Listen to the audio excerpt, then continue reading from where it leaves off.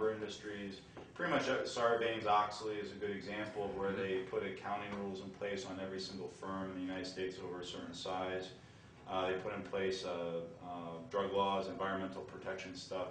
And again, the original intent of the Constitution, there was no actual basis. And when you actually ask these people that have legislated on these laws, and one thing I'll actually agree on is that, you know, in the last 50 years, the Supreme Court has interpreted it more or less the same way that Congress has been enacting it.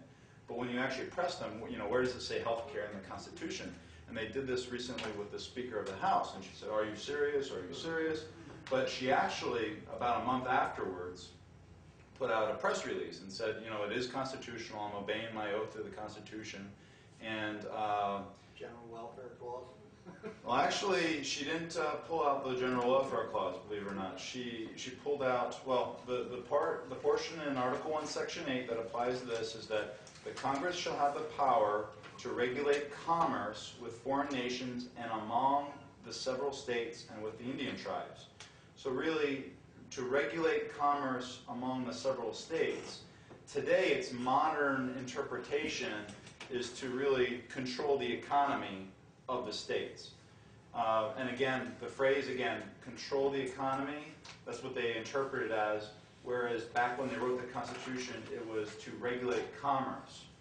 Now, again, I think we got into this a little bit earlier with regulate, but what regulate actually meant back then was to make regular. Like you can go to Black's Law Dictionary back then, and it made to kind of smooth things out or to kind of arbitrate over trade. And what commerce meant, and again, you know, today when we hear regulations, we think, you know, automatically we think rules putting in place. That's just the modern connotation.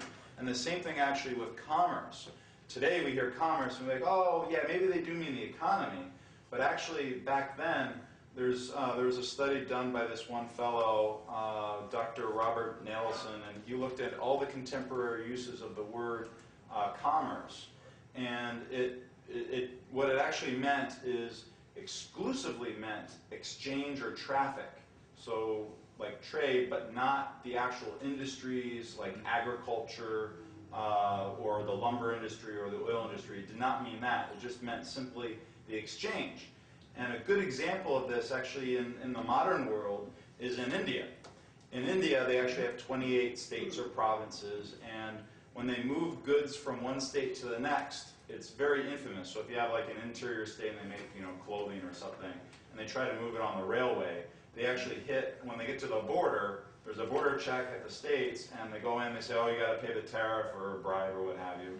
And then they get to the next state and it happens again. So it becomes very, like that's pretty much why India doesn't compete with China, because they're way too regulated. And what Congress wanted to stop from occurring was basically, you know, kind of like trade wars in between the states. So like, you know, if New York and Massachusetts had a dispute, Congress was to regulate the trade, which meant to get involved and try to smooth things over. But what they didn't have was the force of law. Like they couldn't make the states do whatever they wanted. They were just there to kind of, you know, everybody play nice. We're all, you know, we're in this boat together, and they get through things. So, and again, the Federalist Papers. If you read the Federalist Papers, which again, for those that don't know, the Federalist Papers were actually written after the Constitution was kind of first proposed, and it was a debate. And they had this debate for like, the Constitution was ratified in like 1787. The Revolutionary War ended right around 1783. So for 4 years, they kind of had this public discussion. And in Federalist 42, they pretty much directly addressed the Regulate Commerce Clause. And they're like, oh yeah, no, it didn't mean to control everything. And that was the original intent. Some in 1789, some it was actually fully accepted. Yeah, it was put together in 1787, It was discussed until discussed in 1789, 1789. and the last state wasn't it 1791 or? I believe it was. I think you're right. Right. Right. So it took a little while. Yeah. Right, and again, what this fellow Nelson writes, like, you know, if you read the commerce among the several states to mean all gainful economic activity among the several states, then the clauses afterwards where it says, you know, among the foreign nations, among the Indian tribes, they really just become useless. They become nonsensical, and it doesn't actually make any sense. Because if they gave Congress the power to control the economy, they wouldn't need to say, oh yeah, the foreign states and the Indian tribes.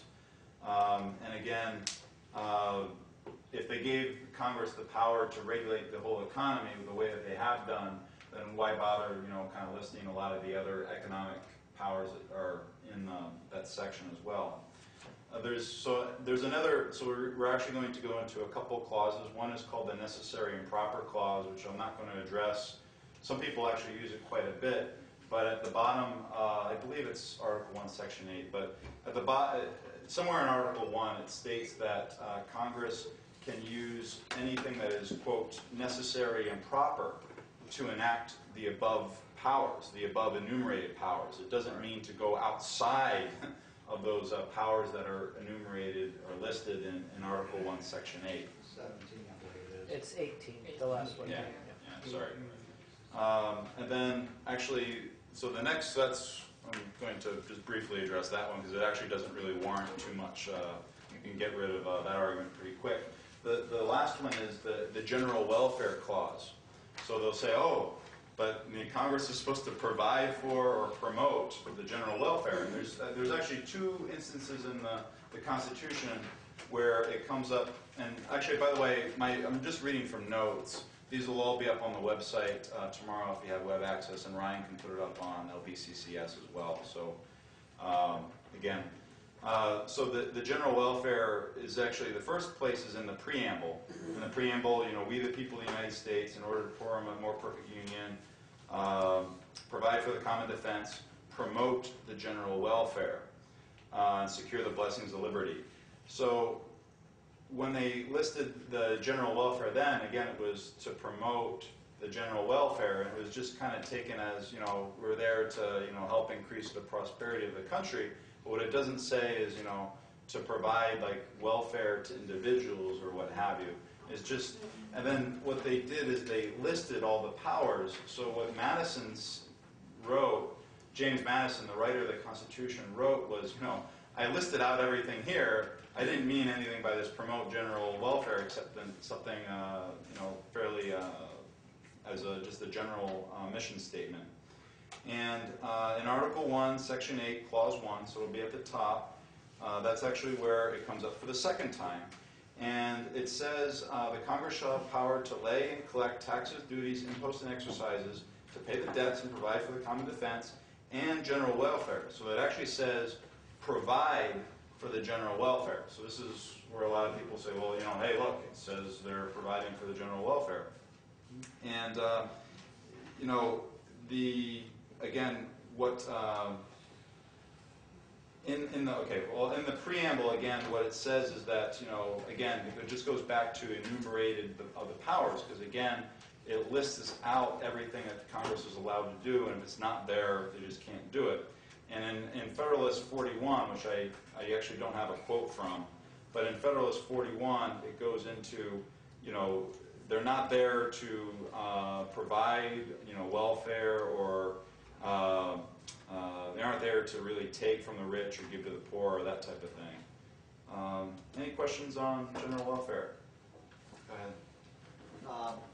In Article 1 there, the best part of Article 1 is the last sentence, or the last part of the sentence you didn't read. All duties, imposts, and excises shall be uniform